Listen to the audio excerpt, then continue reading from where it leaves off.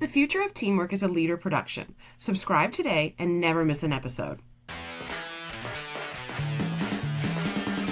What do you think happens when you're not around? You must lead those teams not for the moment or not through you as the leader, but they need to be operating at their apex best at all times when you're gone. Welcome to the Future of Teamwork podcast. My name's Dane Groeneveld, and today I'm here with Tony Thelen. Tony has some cool titles behind him after 35 years with John Deere, doing some really cool work, including in my hometown, Australia, Brisbane, Australia. Tony's founded The River, and he's executive coach there. Also an author of a new book, Things We Desire, and there's a great story attached to a poem that's been a central pillar in Tony's life there. So it's going to be a wonderful conversation. Welcome to the show, Tony. Awesome. Great to be with you today, Dane. Look forward to it, man. Yeah, you bet. I feel guilty because you know where my hometown is, but I don't know where your hometown is. So I've got to do some catch up on geography here. Yeah, no worries. Western Iowa, middle of the corn belt, and just a rural kid trying to do good in the world. It's awesome. Well, pre-show the conversation's been really energizing for me. So maybe you can bring us all up to speed on like what's brought you to this moment. How have you come to find this energy and this inspiration around the book and the executive coaching? Yeah, right on. I had a long career, and I was very fortunate to have some great experiences with John Deere, and it brought me around the world and in touch with some great leaders. But one thing I picked up on in the latter part of my career was the company provided me access to an executive coach. And this individual didn't just help me succeed at work. This individual helped me take a look at my life, helped me sort through what was important, helped me get ahead of things and kind of control with intention how I spent my time, how I created energy, what I did in not only the professional world, but the personal world. And as I neared my retirement date in 2023, I just started thinking with more intention, what's the best way for me to put fingerprints on this world and, make a difference? How can I pour into other people like so many people poured into my life throughout my career and my life? And I thought, I'm just going to do it. And The River was just a natural name.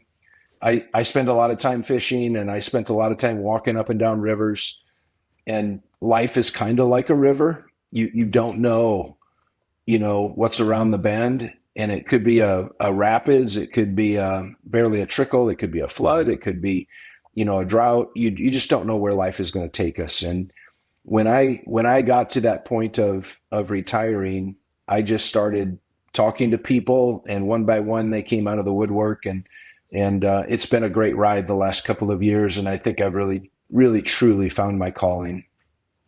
That's wonderful. I know retirement can be particularly after 35 years with a great company and a lot of different adventures, it can be quite a shift in like identity structure and meaning for people. Did you have a vision pre-retirement that this was a direction, or did it sort of emerge in that moment that came after?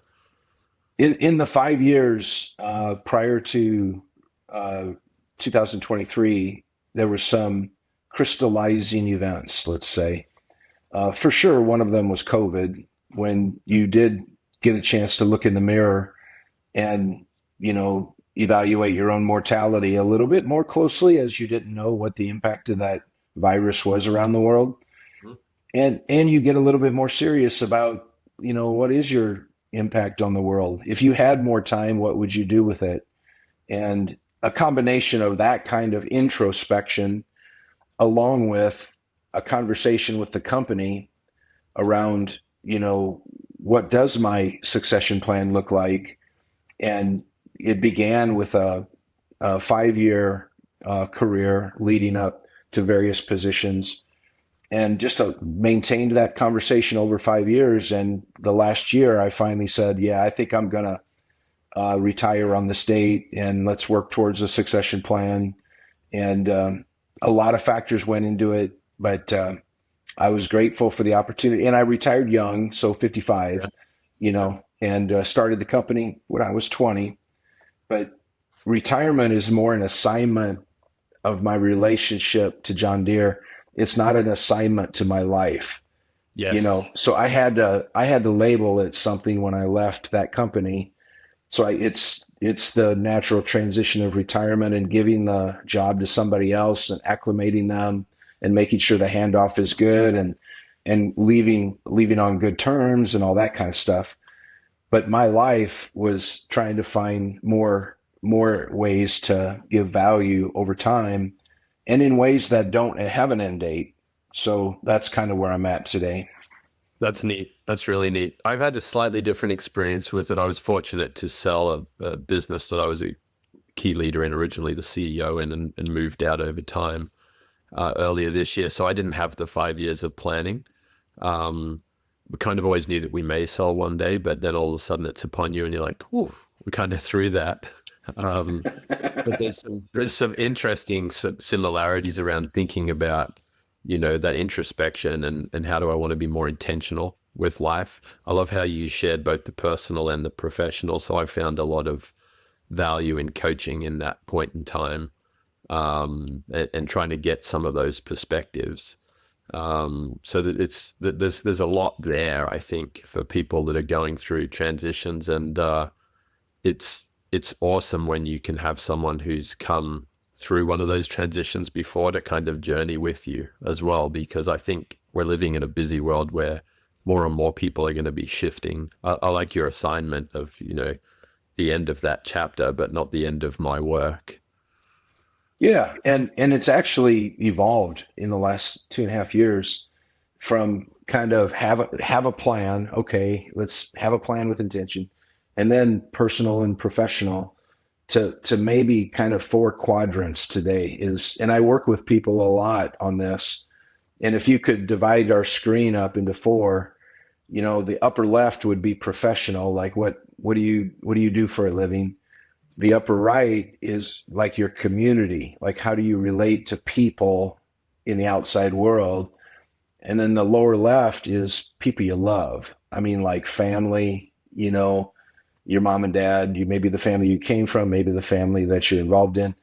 And then in the lower right is self, like the self, like you, the being, and what you are becoming. And there's at least four. I mean, there could be some other domains in life, but those have been the four most helpful to work with people that are struggling to find fulfillment in their professional lives. And I deal with a lot of uh, owners of the company, CEOs, or senior officers of firms, and they're all dedicated a lot to the upper left, like the professional life, and then what remains, after this is taken care of, then they fill in down here, and that's not the. I try to slow them down a little bit to try Yeah. to reassign the value of their time to make sure that they're capturing the moments that matter in their life along the journey, not wait for the end. And the one that gets, the least amount of attention is they really don't really take a look at themselves that much, and just we gotta take care of ourselves first, and then all the energy can flow to the rest of the world.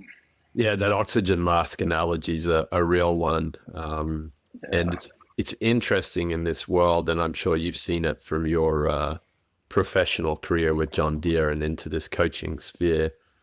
So many of us attached our value and our sense of worth to how we were doing, not how we were being. So it was like, what sales did we make this quarter? What company did we grow? Which customers did we win? What products did we develop? And often that focus can kind of hollow out the energy and the opportunity for ourselves as leaders, but also for our team members in sort of making sure that they're in a healthy environment too. Well, the human experience is much more than transactional in nature. It's a creative over time, and your term "hollow it out" is a good one, because the human experience every day is such a rich experience, and you just have to be there with the right energy and with the right intention. to make sure and enjoy the journey, but also, find success and fulfillment. Yeah, it was interesting. I had a really close friend and colleague, because I've been running this podcast for a few years now, and I always espouse and get excited when I talk to people like you, Tony, who are really spreading good work and good thought practices and good teaming practices.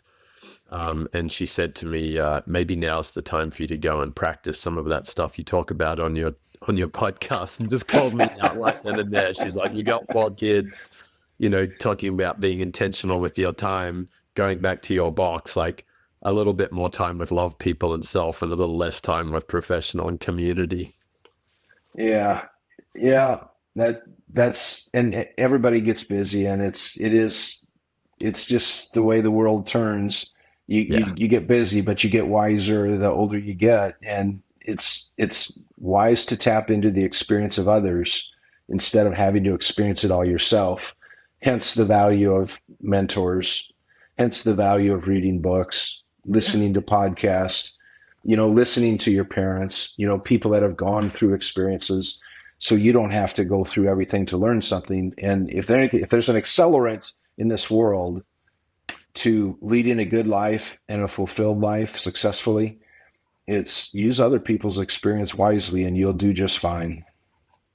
I love that. I'm just going to double click on that. You don't have to go through everything to learn something. So many of us get stuck in we have to put our hands on the hot stove to learn moment, and that comes at a cost. So I think, leaning into story to connection to other people is absolutely a way to do it. And interestingly, as humans, emotionally, we're all wired differently. But if you can somehow position yourself emotionally in the story of that other person's learning, I've often found that it can land a little bit better. But it takes a certain mindset to be open to hearing them and processing it. Yeah, what do they say? The old kung fu. When the student is ready, the teacher will emerge, or the teacher will appear. Yeah, I like that one a lot.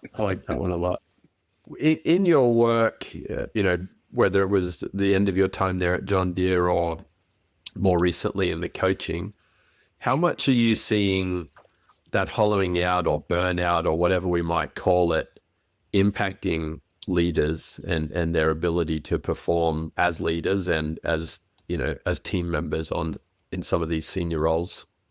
Oh, it's a pretty serious concern. Most of my clients really don't have anybody else to talk to, and the one personal and confidential conversation they have is with me. And that's where the concerns come out. That's where the regrets come out. That's where the worries come out. And that's where the stress and the burnout, sometimes it's real, sometimes it's perceived. And that's where the conversation, that you're starting to get into the edges of true value when you get to that point. But they're always under immense pressure to stand and deliver and lead a team, lead a company, lead an initiative, any kind of a change. And there's always pressure. There's always pressure, but maybe most of the pressure comes from within. They've got a sense of high standards, or they've set some bars that they believe that they need to perform at.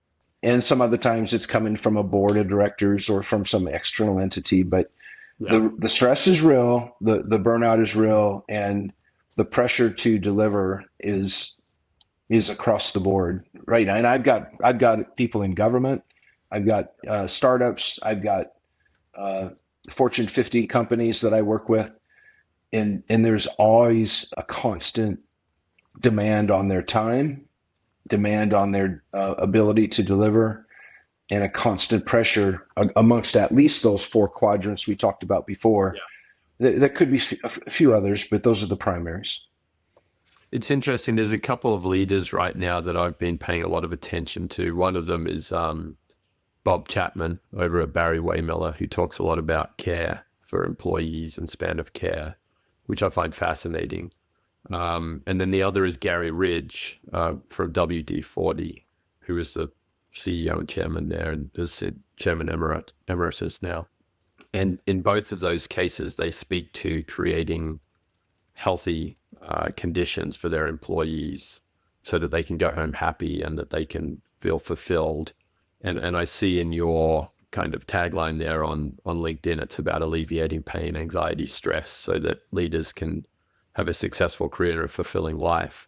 There's something there between, your area of work, what these two gentlemen have been doing that suggests that if you get it right with the leader, then the rest of the team gets the lift as well.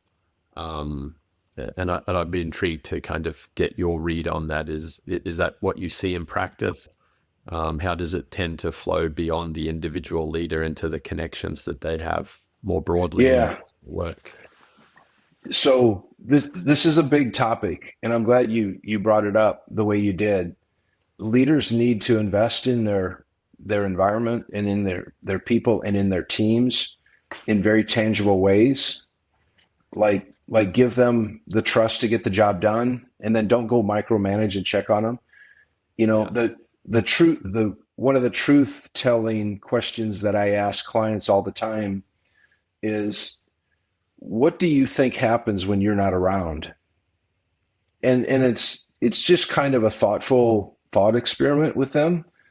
But my point is, you must lead those teams, not for the moment, not for when you're around, or not through you as the leader, but they need to be operating at their apex best at all times when you're gone. And are they aligned with the mission? Are they aligned with the strategy of the firm? Are they aligned with the spirit of the team that they're on? And that leader needs to build that kind of an environment, and that makes them think a little bit differently about how they talk to their staff, how they talk to their employees, and you have to. People say it a lot. You have to have trust. But how you develop that trust is what makes the difference in my mind. There's actually been a lot on trust recently. Gary Rich, I mentioned there at WD-40, he had a hierarchical structure of values, and he said, I want you all to go out and make decisions based on the values, so that you can trust yourself to make a decision if you're clear on the values. And he also shifted the manager title across the organization to coach. So he created less of the traditional think, tell, do hierarchy, and more of the coach, let's process together and use the values as a kind of rubric, maybe. That's how I perceived his work. So it's fascinating that it's not the traditional top-down methodology of building and running businesses, but it's emerging as a much more human way to operate in today's world. Yeah, the last couple of years of my career, I changed my monthly one-on-ones, from, a read down of update on projects, any money being spent, any people changes, any bad news early. I had this list, of stuff. Come prepared, let's get in sync, let's go. The last 2 years I had, how can I help you do your job? Yeah. If we don't need to meet, you can cancel with no adverse reaction. Yeah. And about half of them canceled because they were busy doing other things than having to prepare for the boss, a bunch of laundry list things.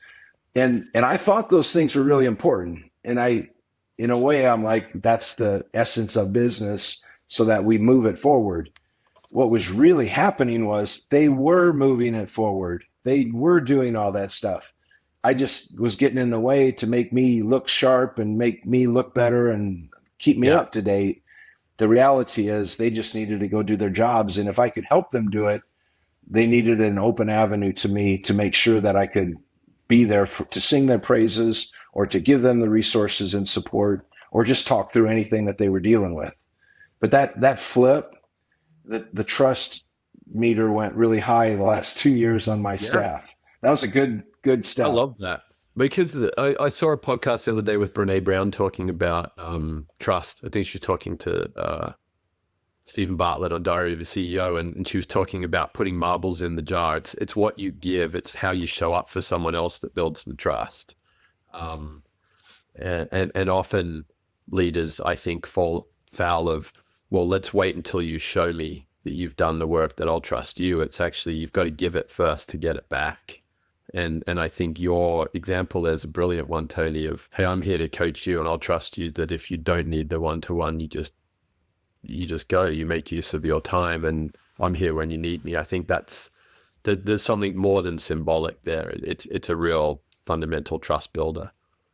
Yeah, that wasn't just adjusting one meeting a month for those folks. That was a deposit into the relationship bank account, and it was a good deposit. I should have done it a lot sooner.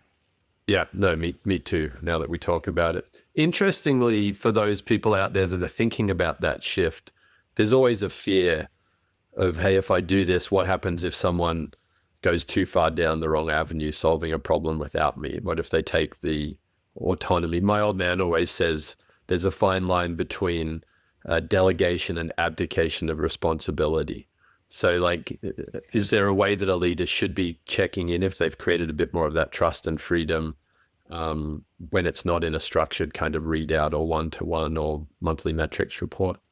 Well, there has to be a connection to the objectives of the firm, the strategy of the department, the norms of doing business in the company, how you treat one another, the values and stuff like that, and as long as the person is aiming with the spirit of those intents, and they do so with integrity and that kind of a thing, I would rather rein somebody in, for taking too many liberties than having to encourage them to do some things. And, in that you have to trust that they're going to do the right things. In 80, 90% of the time, it's absolutely what you would have done in their role, but then there's these other times, well, geez, I wouldn't have done that way, or geez, I would have made a different decision.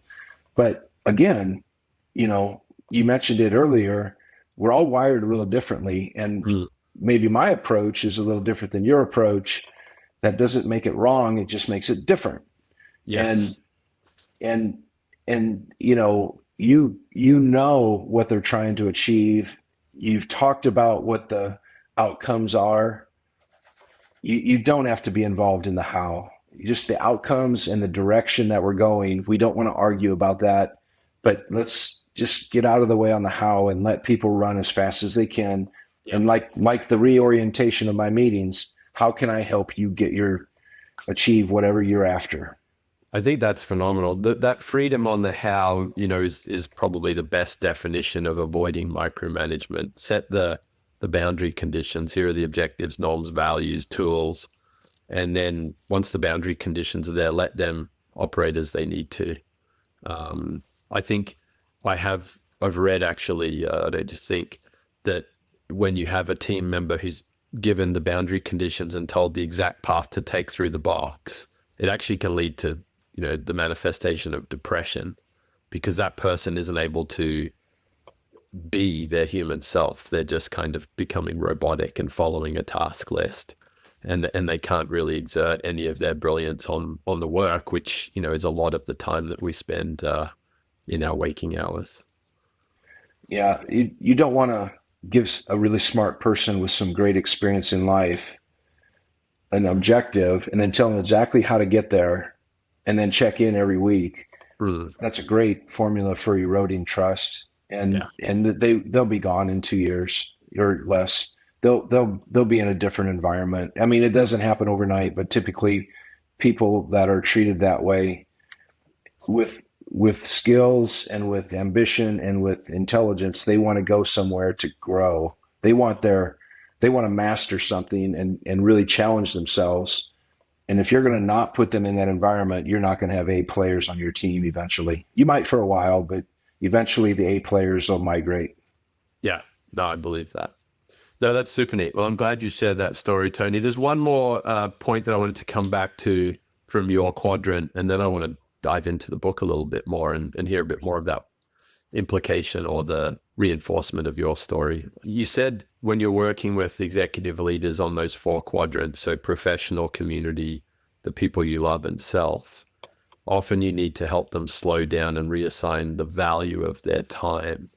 I found that quite profound because everyone, or so many people today are always time poor. I'm busy. And a lot of people are often, myself included, trying to kind of get the most leverage out of each minute of their day because they feel time poor. So how do you approach that with a leader? How do you get that slowing down of time and that reallocation of value? It's actually a function of 2 variables. You mentioned one of time, but it's also one of energy. And I back them up, and they have, first off, they have more time than what they think. And it's not a badge of honor to go around saying you're busy all the time and then just create busy work for yourself. Yeah. And at the level that I coach at, they have a lot of discretion in how they use their time. They're often at the top of the company or very close to the top of the company with a lot of autonomy. And they can pick and choose. And the first step is just an hour of power. I mean, just find a time in the day to give an hour of power to yourself. If it's meditation for an hour, great. If it's sit there and plan and look at everything else you're going to do and just soak in and plan ahead, okay, fine. But give yourself time to think. In my schedule, I'd have Tony time. You've got to find a time that is sacred to you, and then go slay the dragon. Take on the world. Do whatever you need to do. And then secondly, it's not a function of just allocating time. A person with the right amount of energy can get done in an hour what some people can't do in 4 hours. Yeah. It's the time plus the energy. So you don't want to give your most fruitful hours only to the upper left quadrant and then come drained, and you can't have a conversation with your 2-year-old or 5-year-old, or you don't have the energy to go to the volleyball match at the night, and have a conversation with fellow parents or your child or your friends, Yeah. So you got to watch the energy spread across those quadrants, and you have to, with intention, be smart about how you plan your time ahead. That's where we start and start to a little bit diffuse the macro focus in the upper left quadrant, which is professional life, which is so dominant. We just kind of get there through momentum because of many, many reasons. We just get there. But the reality is, if you want the success and the fulfillment, you got to start thinking differently. And I help them think differently. I love that. And I love these 2 words together, success and fulfillment. I know there's a few different books out there that talk about the power of no, or the power of taking away. And it sounds like that's something of what you're creating in order to bring the right time and energy to the table, starting outside of that top left quadrant, but then no doubt it circles back. It becomes somewhat like a multiplier effect if you all of a sudden are experiencing, at least as I'm hearing it from you, Tony, if you're experiencing more energy and connection with the people you love, with your community, with yourself, then when you do show up at work, you get that 4x output. You pick the right task, you have a better conversation, you make a better decision that's not fear-based, perhaps. And you're doing everything in concert with each other. It's not a trade-off to some pending liability somewhere else. The best is Fast Times at Ridgemont High. The character Rat was given that guy dating advice in the mall. Wherever you're at, that's where it's at, was his advice. And, wherever you're at, that's where it's at. And yeah, if you're at work, you've got to, take a call from your child at school or your wife. There's fluidity to it. But for the most part, Be present. My colleagues from my first book, a couple of professors at Drake University here in Iowa, have a saying: "Be where your feet are." Yes. And it's just such a rich encapsulation. Just remember that. Just be where your feet are, man, and you'll be fine. And you'll be fine. It's funny because here in the US with ice hockey, everyone's kind of latched onto, I think it was Gretzky who said, like, be where the puck's going to be. Yeah. But that's a disaster.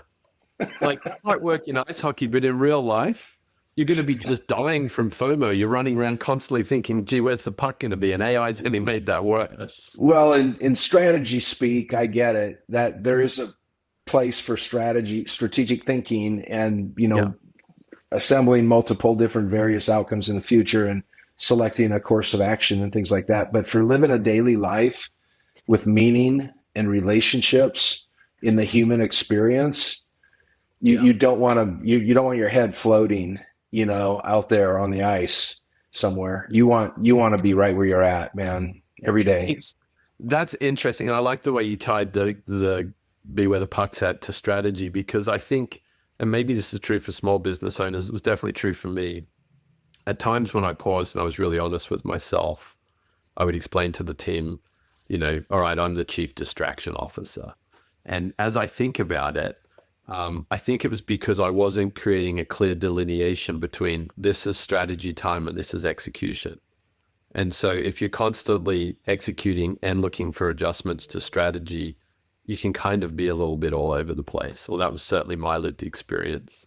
So there's something here around rhythm that just speaks to me for leaders and for teams, knowing when they're doing the strategy work, the innovation, the disruption, and when they're operating, and they should be giving each other room to just get it done. Yeah, there's a time to deliberate, and then there's a time we've decided, and there's a line of demarcation. Yeah, it's time to go. We're not arguing about where we're going anymore. We're going, and that's execution mode. And of course, the role that you had, the luxury is you might have to pivot again in the future somewhere. The journey of the traditional entrepreneur is never linear or straightforward. It's the fuzzy front end, or whatever they call it, of the innovation cycles. It's just difficult to navigate that stuff. But when you've got a team to lead, it's a dance. You want to manage that dance a little bit with the music around when it's time to create and when it's time to you scale things or you execute on things. It's not fomenting ideas and exploring micro investments. Let's go. We got it. It's going to win. Let's go. Yeah, because I think I love your choice of the word micro investments there, Tony, too. And you operated in a much larger organization than I did. But I think a lot of us, particularly with this advent of AI, we're all getting a little bit enamored with pilot projects. But the problem with pilot projects is if you're launching 50 to 100 a year, then no one in the organization really has that lockdown focus on operating rhythm, norms, values. There's always a bit of like fear, confusion. Well, why is that team doing that differently all of a sudden? So I think we might be creating a little bit more chaos in today's digital transformation world. There's definitely a process to explore there. I used to have a visual representation of that with like 50 small arrows on the left side of the page. And then like a Venturi, it kind of comes down to a bottleneck and then it opens up, and the arrows were either red or green, and a lot more red ones than green ones. But somebody has to pick which are the green and which are the red, which are the ones that you're going to scale and make big arrows on the right side of the page. And you have to have a process to evaluate, you have to have some outcomes you're trying to create, but you got to figure out, is it the technology? Is it ready? Is it the customer use case? Is it the process of maturity? Whatever. What's the mix that works? But when you find one, it's got to leap over and become a big green arrow. Like you're going to scale it. You're going to take it to the performance engine. Take it away from the innovation engine and give it to the performance engine. That's the way we used to talk about it. And of course, at John Deere, it had to be big and green, the arrow. Exactly. Yeah, big green arrows, big green tractors, big green arrows. I love that. I love that. No, that's neat. Well, thank you for sharing that framing.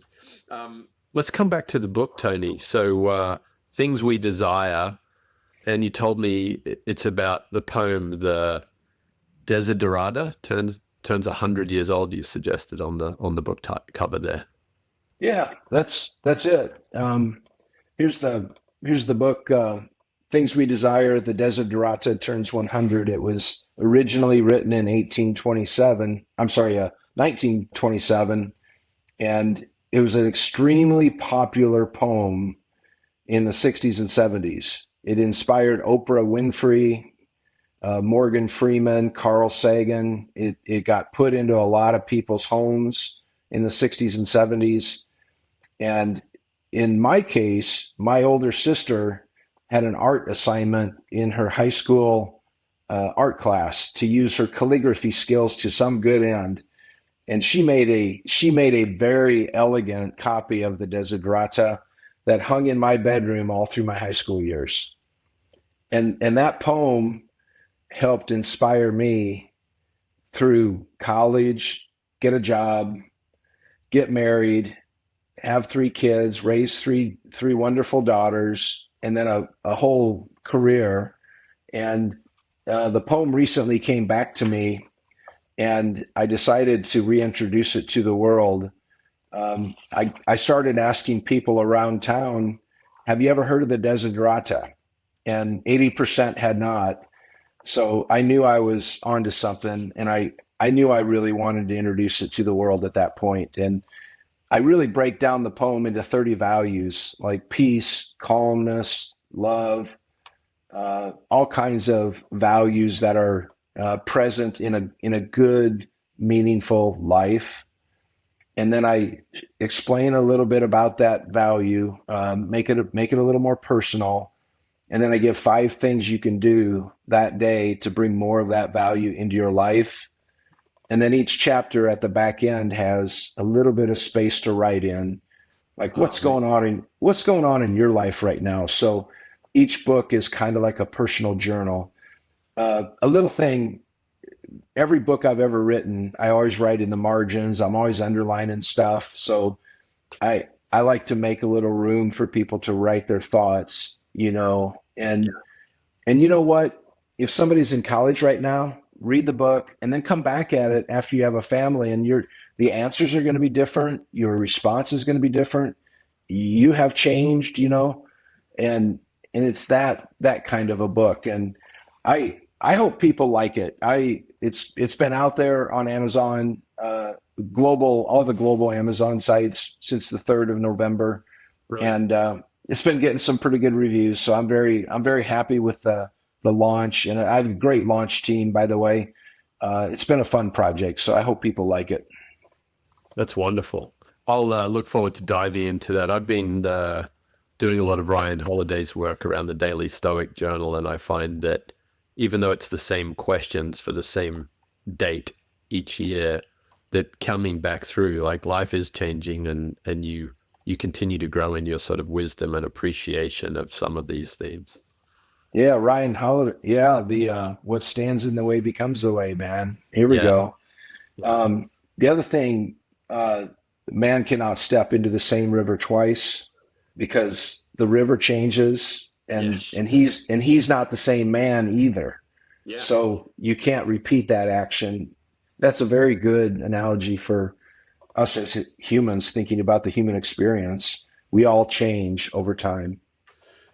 I love that one, and that's been brought up by a few guests, and it has a huge amount of relevance, not just in the personal sphere, but in the professional sphere, because often you'll see someone that you may have worked with on a project 6 months ago or 6 years ago, or maybe at a different company, and you constantly think of them as who they were then, and you're not thinking about what they've learned and what's changed for them in life in that intervening period, nor have you thought about how the work's changed.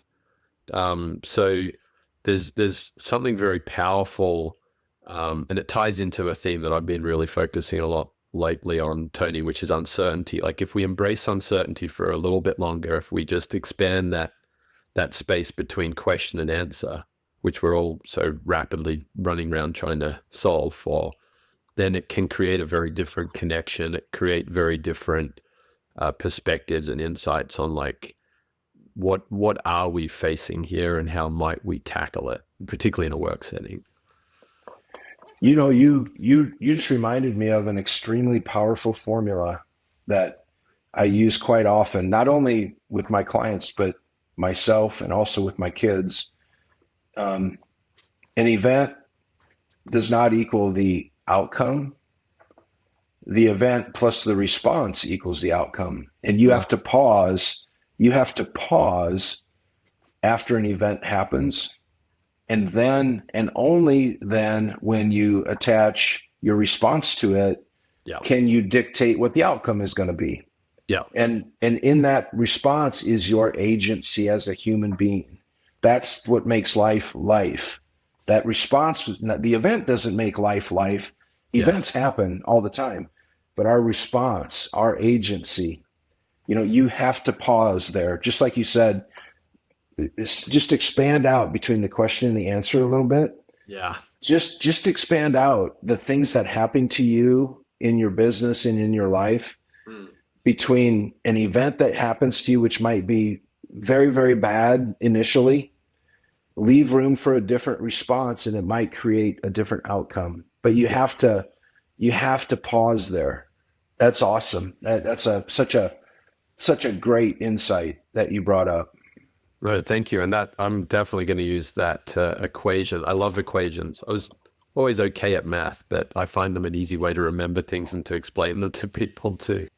Well, Tony, it's been an awesome conversation. We've covered quite a wide array of topics from, your personal experience with coaches and wanting to kind of pay that forwards in your work, how you approach the 4 quadrants. I find that really helpful. There's so many different methods and models out there, but the 4 quadrants is very straightforward to me. So professional, community, the people you love, and self.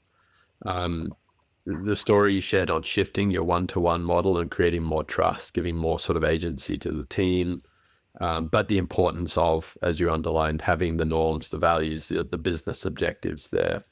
And I love how we kind of shifted into that focus on time and energy.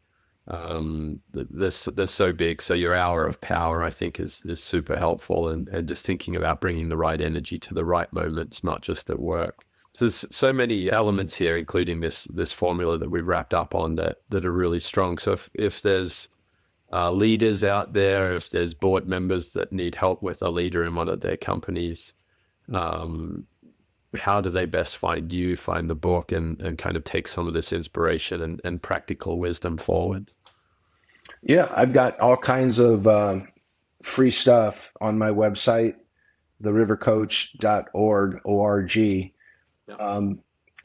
And for sure, I don't track emails. If people want material on my website, I don't make you give me your email or anything. I just give it to you. So lots of free things that are written in ways to help people go through events in life is out there today. But for sure, if anybody wants to reach out to me, it's Tony@therivercoach.org. Just Tony@therivercoach.org. And I'd be happy to have a conversation if I can help somebody in their journey. For sure, reach out. And of course, also the book is available on Amazon and stuff like that all over the place. But I would like to hear from people if they have questions or if they want to have a conversation about a difficult time that they're going through.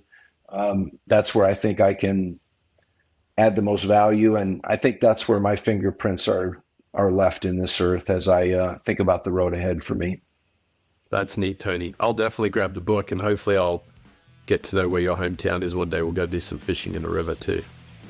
That sounds good. That would be great. Been a pleasure. Thanks for making the time today. Just a quick note before we go. The views and opinions shared in this episode are those of our guests and do not necessarily reflect the views of the host, Dane Groeneveld, the Leader Group, our patron Huddle 3, or our partners and affiliates. Any scenarios discussed are for the purpose of fueling creative thinking and conversation, and should be viewed only in this context. Dane, Leader, our sponsors, partners, and affiliates do not endorse any guest or any organization they may be associated with. It's important to remember that every workplace is as individual as the people within it. Our recommendation is to always seek solutions that are specifically designed to help serve your team's unique needs. And to this point, please know we're here, ready to help you find the best way forward, no matter where your starting point is. You can connect with Dane or myself, Alicia McCraw, on LinkedIn or via the links contained in the show notes. Thanks again for tuning in. And hey, if you think someone in your network would benefit from this episode, feel free to share it or give us a 5-star rating. Those 5 little stars really help us reach more curious people like you. We'll catch you next time on The Future of Teamwork.